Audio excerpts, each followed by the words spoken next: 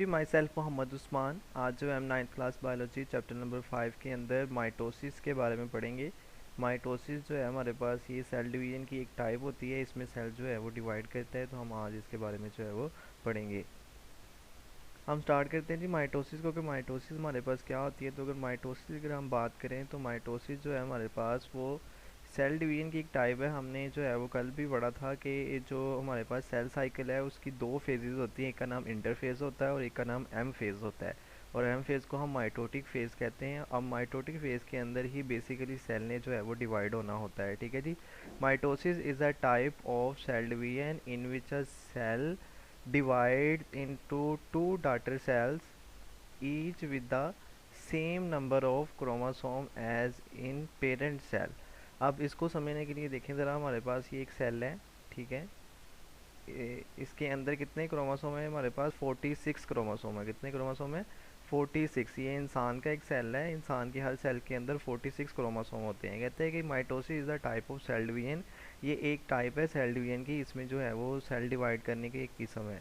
इसमें क्या होता है कि एक सेल जो होता है वो डिवाइड कर जाता है दो सेल्स के अंदर। एक सेल से कितने सेल बन जाते हैं हमारे पास? दो सेल बन जाते हैं। एक सेल से दो सेल। जो सेल डिवाइड करना है उसका नाम हमारे पास क्या होगा? पेरेंट सेल होगा। उसका नाम क्या होगा? Parent cell. और जो सेल हमारे पास नए सेल बन रहे हैं उसका नाम हमारे पास क्या होगा? डॉटर सेल होगा। ठीक है। जो सेल डिवाइड करता होता है उसका नाम पेरेंट सेल होता है और जो नतीजे में उसके नए सेल बनते होते हैं उसका नाम हमारे पास क्या होता है जी? डॉटर सेल होता है। तो divide into two daughter cell each with the same number of chromosome. हर एक के अंदर कितने नंबर ऑफ क्रोमोसोम होंगे? सेम होंगे, 46।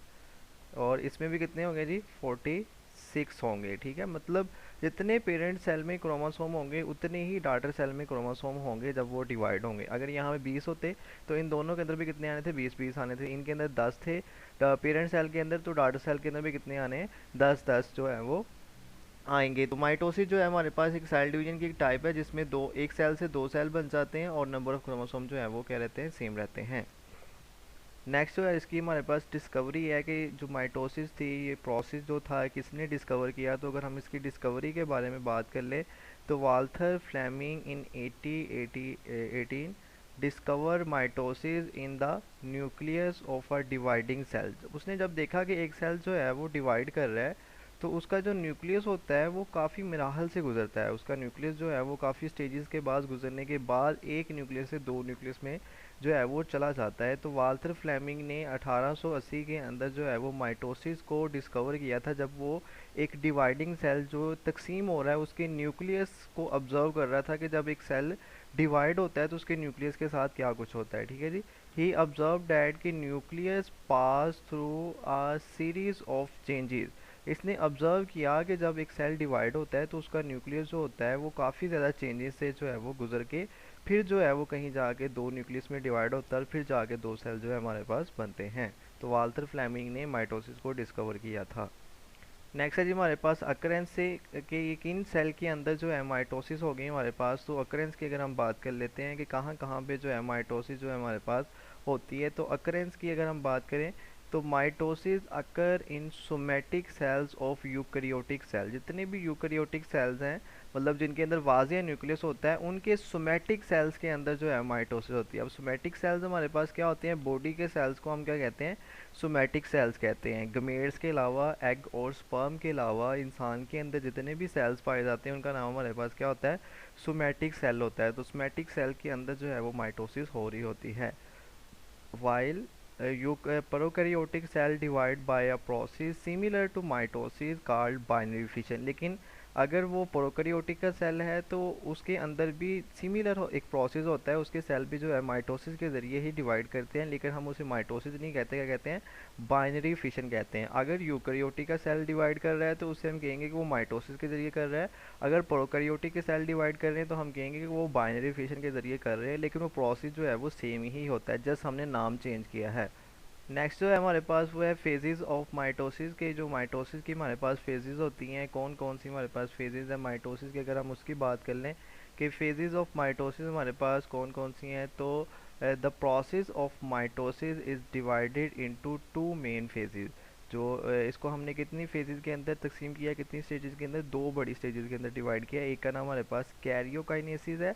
कैरियो मीन होता है न्यूक्लियस और काइनेसिस हम कहते हैं डिवीजन को। तो division of nucleus is called karyokinesis. Nucleus की तकसीम को हम क्या कहते हैं, कैरियोकाइनेसिस कहते हैं। और साइटोकाइनेसिस हमारे पास क्या है, साइटो मीन साइटोप्लाज्म और काइनेसिस मीन डिवीजन। तो division of cytoplasm is called cytokinesis. तो जब भी सेल ने डिवाइड होना है तो सबसे पहले उसका जो न्यूक्लियस होता है वो डिवाइड होता है। एक न्यूक्लियस से कितने न्यूक्लियस बन जाएंगे हमारे पास, दो न्यूक्लियस बन जाएंगे, ठीक है।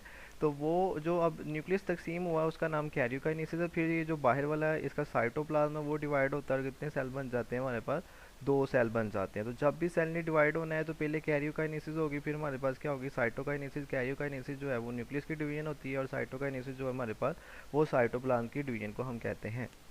नेक्स्ट जो है हमारे पास वो है फेजेस ऑफ कैरियोकाइनेसिस। कैरियोकाइनेसिस जो न्यूक्लियस की डिवीजन है उसकी भी आगे जो है हमारे पास फेजेस होती हैं। तो उसकी अगर बात कर लें हम, karyokinesis is divided into further 4 phases. अब जो न्यूक्लियस की डिवीजन होनी है वो आगे 4 स्टेजेस के अंदर होती है। पहली स्टेज का नाम है प्रोफेज, दूसरी स्टेज का नाम हमारे पास मेटाफेज, एनाफेज और टीलोफेज। ये 4 फेजेस जो हैं वो होंगी तो फिर जाके कहीं पे हमारे पास कंप्लीट होनी है न्यूक्लियस की डिवीजन। अब हम प्रोफेज को स्टार्ट करते हैं जी। प्रोफेज के अंदर जो है हमारे पास कौन कौन से जो है वो प्रोसेस होते हैं, आज हमने जस्ट प्रोफेज ही पढ़ना है, बाकी जो स्टेजेस होंगी उसको जो है हम कल कवर करेंगे। आज जो है हम जस्ट प्रोफेज जो है वो कंप्लीट करेंगे। प्रोफेज की बात करें तो following changing occur in the nucleus during prophase, कि जब प्रोफेज पहला प्रोसेस होता है न्यूक्लियस की डिवीजन के अंदर तो उसके अंदर फॉलोइंग चेंजिंग आती है न्यूक्लियस के अंदर। पहला स्टेज हमारे पास क्या है, कंडेंसेशन ऑफ क्रोमाटिन। क्रोमाटिन जो होगा वो थोड़ा सा कंडेंस हो जाएगा न्यूक्लियस के अंदर जो है वो हमारे पास सेल के न्यूक्लियस के अंदर एक विरासती मादा होता है उसे हम कहते हैं क्रोमाटिन कहते हैं, ठीक है। तो जैसे ही प्रोफेज आती है तो वो जो क्रोमाटिन होता है वो कंडेंस हो जाता है, वो आपस में जो है वो थोड़ा सा क्या हो जाएगा, मिल जाएगा। मिलने से एक नया स्ट्रक्चर बनेगा उसे हम कहेंगे क्रोमोसोम, ठीक है जी। Chromatin the genetic material condense into chromosome. जो हमारे पास जो क्रोमाटिन मटेरियल होगा, जो विरासती मादा होगा, वो प्रोफेज के स्टार्ट में क्या हो जाएगा, कंडेंस हो जाएगा, आपस में मिल जाएगा और एक नई चीज़ बना देगा, एक नया स्ट्रक्चर बना देगा। उसका नाम क्या होगा हमारे पास, क्रोमोसोम होगा। तो पहला काम जो प्रोफेज के स्टार्ट में होना है वो क्या होना है, क्रोमाटिन से क्रोमोसोम का बन जाना। दूसरा हमारे पास है फॉर्मेशन ऑफ क्रोमोसोम, वही वाला कि अब क्रोमोसोम कैसे बन गए उसको हम देखते हैं। कहते हैं each chromosome is made up of 2 sister chromatid that bounded together at the same centromere. हमने कल भी आपको बताया था कि मैंने कि हमारे पास जो है वो जब एस फेज़ होती है तो हमारे पास इस तरह का क्रोमोसोम होता है, लेकिन एस फेज़ के बाद जो है वो क्रोमोसोम की शेप जो है वो चेंज हो जाती है। क्रोमोसोम जो है हमारे पास वो इस शेप का हो जाता है, उसके पास 2 क्रोमाटिड हो जाते हैं। उसको नाम क्या होता है हमारे पास, सिस्टर क्रोमाटिड। वो जिस पॉइंट पे एक दूसरे के साथ अटैच होते हैं सेंटर में, उसका नाम क्या होता है हमारे पास, सेंट्रोमेयर होता है, ठीक है जी। तो each chromosome also have a kinetochore at the centromere. अब बिल्कुल इसके सेंटर में, इसके सेंटर में बिल्कुल यहाँ पे करके एक प्रोटीन होती है, उसका नाम हमारे पास क्या होता है, काइनेटोकोर होता है, ठीक है जी। It is a complex protein. अब काइनेटोकोर क्या है, कम्प्लेक्स प्रोटीन स्ट्रक्चर है हमारे पास वेयर स्पिंडल फाइबर्स अटैच, जहाँ पे क्या होंगे, स्पिंडल फाइबर आके अटैच होने हैं। ये बात आपको नेक्स्ट जो है वो अंडरस्टैंड हो जाएगी कि स्पिंडल फाइबर क्या है हमारे पास और स्पिंडल फाइबर जो है वो काइनेटोकोर के साथ जो है वो क्यों अटैच हो रहे हैं। अभी जस्ट आप यही इसको अंडरस्टैंड कर लें। दूसरा जो हमारे पास प्रोसेस होना है इसके अंदर, प्रोफेज के अंदर, वो हमारे पास है duplication of centrioles. Duplication of centrioles के हमारे पास जो सेंट्रियोल्स हैं वो क्या हो जाएंगे, वो डुप्लीकेट कर जाएंगे। डुप्लीकेशन ऑफ सेंट्रियोल्स होगी हमारे, आपको पता है कि सेल के अंदर जो है हमारे पास क्या होते हैं जी, सेंट्रियोल्स होते हैं, ठीक है। तो सेंट्रियोल्स हमने पढ़ा भी था। E centrioles duplicate and 2 daughter centrosomes are form. मतलब फ़र्ज़ कर लें कि ये हमारे पास एक सेंट्रियोल है, इससे जो है वो 2 सेंट्रियोल्स बन जाएंगे, ठीक है। उससे क्या बन जाएंगे, 2 सेंट्रियोल्स बन जाएंगे। पहले इसका नाम क्या था, सेंट्रियोल, लेकिन जैसे ये 2 सेंट्रियोल्स में कन्वर्ट हो जाएगा उसे हम कहेंगे सेंट्रोसोम। क्या कहेंगे, सेंट्रोसोम। पहले सेंट्रियोल्स होता है, लेकिन जब वो एक सेंट्रियोल से 2 सेंट्रियोल्स बन जाते हैं तो दोनों सेंट्रियोल्स का नाम फिर हम क्या रख देते हैं, सेंट्रोसोम रख देते हैं। नेक्स्ट जो है हमारे पास वो है जी फॉर्मेशन ऑफ माइटोटिक स्पिंडल। वो जो स्पिंडल फाइबर बनते हैं वो कैसे बनते हैं उसकी बात अगर हम कर लें, फॉर्मेशन ऑफ स्पिंडल फाइबर्स की, तो both centrosome migrate to the opposite pole of the cell and give rise to the microtubules by joining the tubulin protein, by joining the tubulin protein. अब क्या होता है कि हमारे पास जो एक सेल है उसके अंदर जो हमारे पास 2 सेंट्रियोल्स बन गए थे वो एक साइड पर रह जाता है और दूसरा सेंट्रीओल जो है वो दूसरी साइड पे जो है वो चला जाता है, ठीक है। तो सेंट्रीओल्स क्या करते हैं, फिर ट्यूबुलिन प्रोटीन को जोड़ जोड़ के वहाँ पे क्या बनाते हैं हमारे पास स्पिंडल फाइबर्स बना देते हैं, और जो स्पिंडल फाइबर जो है वो माइटोसिस के नतीजे में बनते हैं, उनका नाम क्या होता है, माइटोटिक स्पिंडल्स होता है हमारे पास, ठीक है। These microtubules are called spindle fibre, वो जो धागे वहाँ बनेंगे उसका नाम स्पिंडल फाइबर होगा। And complete set of spindle fibre is known as mitotic spindle. जो स्पिंडल फाइबर जो है हमारे पास वो कहाँ पे बन रहे हैं, हमारे पास जो माइटोसिस के अंदर बन रहे हैं, जो धागे हमारे पास बन रहे हैं, ठीक है, उसका नाम हमारे पास क्या होगा जी, माइटोटिक स्पिंडल होगा। नेक्स्ट जो है हमारे पास वो है जी disappearance of nucleolus and nuclear envelope. Disappearance of nucleolus and nuclear envelope. अब जैसे ही हमारे पास माइटोटिक स्पिंडल वगैरह बन जाते हैं, तो जो न्यूक्लियोलस होता है जहाँ पे राइबोसोम ने भरना होता है वो भी हमें नज़र आना बंद हो जाता है, और जो न्यूक्लियस की मेम्ब्रेन होती है वो भी नज़र आना बंद हो जाती है, ठीक है जी। The nucleolus and nuclear envelope disappear and spindle fibre appear in the cytoplasm. जैसे ही स्पिंडल फाइबर बन जाने हैं, न्यूक्लियस की मेम्ब्रेन और न्यूक्लियोलस ने जो है वो नज़र आना बंद हो जाना है, और हमें जो है वो स्पिंडल फाइबर वाज़े नज़र आएंगे साइटोप्लाज्म के अंदर। Spindle fibre in plant cell. अब प्लांट सेल के अंदर स्पिंडल फाइबर कौन बनाता है, प्लांट सेल के अंदर सेंट्रीओल्स तो होते नहीं है, सेंट्रीओल्स ने ही स्पिंडल फाइबर बनाने होते हैं।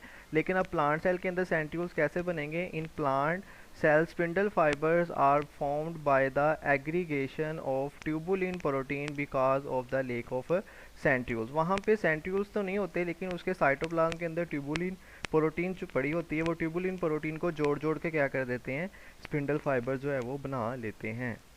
उम्मीद है जी आज का लेक्चर जो है वो आपको समझ आ गया होगा। फिर भी कोई मसला मसाइल हो तो आप मैसेज करके पूछ सकते हैं। आज की बहुत सी बातें जो हैं वो आपको कल के लेक्चर में समझ आएंगी, आज जस्ट आप इनको अंडरस्टैंड करें प्रोफेस को।